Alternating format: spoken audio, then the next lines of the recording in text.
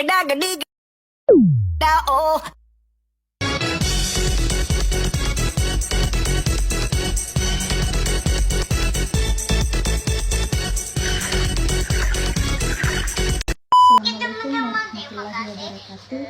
Shalom dan salam sejahtera untuk kita semua. Waduh, gaya banget sih lo. Perkenalkan, nama saya Rizky Dasanyana dengan NIM F01230114, Prodi Ilmu Politik kelas B angkatan 2023. Video ini saya buat sebagai pemenuhan UTS mata kuliah Tata Kelola Pemerintahan Desa. Pada kesempatan ini saya akan menjelaskan tentang perbandingan struktur dan hubungan antar lembaga pemerintah desa pada masa prakolonial. Baik, langsung saja. Pemerintah desa prakolonial. Masa prakolonial adalah masa sebelum bangsa Barat menjajah Indonesia. Pemerintah desa pada masa ini bersifat tradisional, berdasarkan adat istiadat, dan dipimpin oleh tokoh masyarakat atau kepala suku. Belum ada sistem administrasi modern atau aturan negara. Pemerintahan dijalankan secara gotong royong dan musyawarah.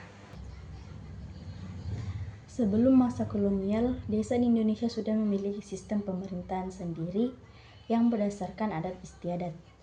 Pemerintahan desa dipimpin oleh tokoh adat dan dijalankan secara gotong royong. Berikut adalah struktur pemerintahan desa pada masa prakolonial. Yang pertama, kepala adat atau kepala suku. Kepala adat atau kepala suku merupakan pemimpin tertinggi di desa. Tugas utamanya yaitu memutuskan perkara adat, menjaga ketertiban, dan mengatur kehidupan masyarakat sesuai dengan norma adat. Bisa dikatakan bahwa kepala adat ini seperti kepala desa pada zaman dulu. Yang kedua itu tetua adat atau dewan desa, di mana tetua adat atau dewan desa ini mereka berperan sebagai penasihat bagi kepala adat.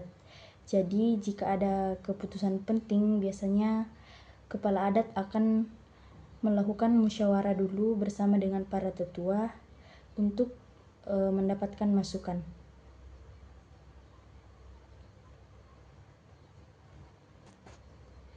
Kemudian yang ketiga, ada rakyat atau warga desa. Rakyat atau warga desa memiliki peran penting dalam menjalankan aturan adat. Mereka juga bergotong royong dalam menjaga kehidupan bersama. Misalnya dalam pembangunan, panen, atau menjaga keamanan di desa. Kemudian ada prajurit atau pengawal. Di dalam beberapa daerah ada juga prajurit atau pengawal desa, di mana tugas mereka ini adalah menjaga keamanan dan membantu kepala adat dalam menjalankan peraturan. Namun tidak semua desa memiliki prajurit atau pengawal. Selanjutnya yaitu hubungan antar lembaga pemerintah desa. Hubungan antar lembaga bersifat kekeluargaan dan gotong royong.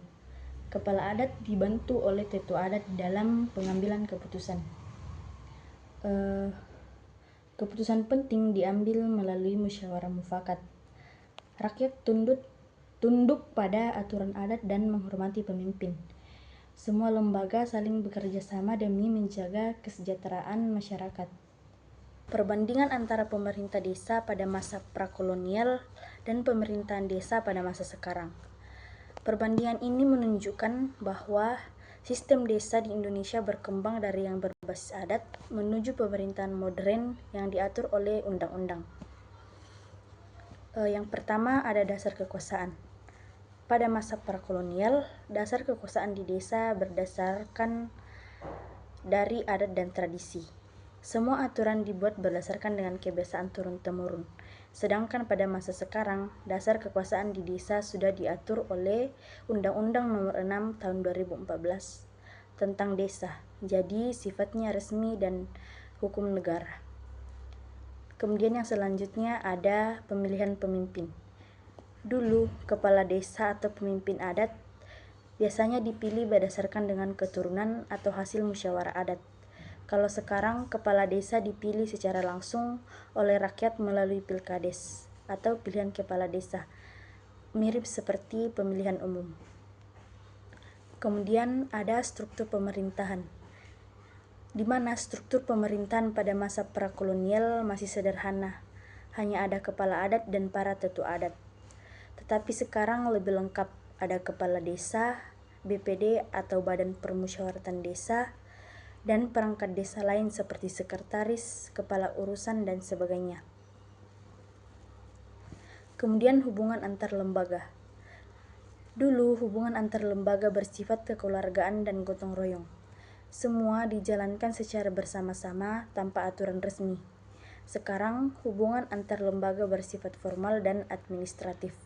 Artinya ada pembagian tugas yang jelas dan tertulis.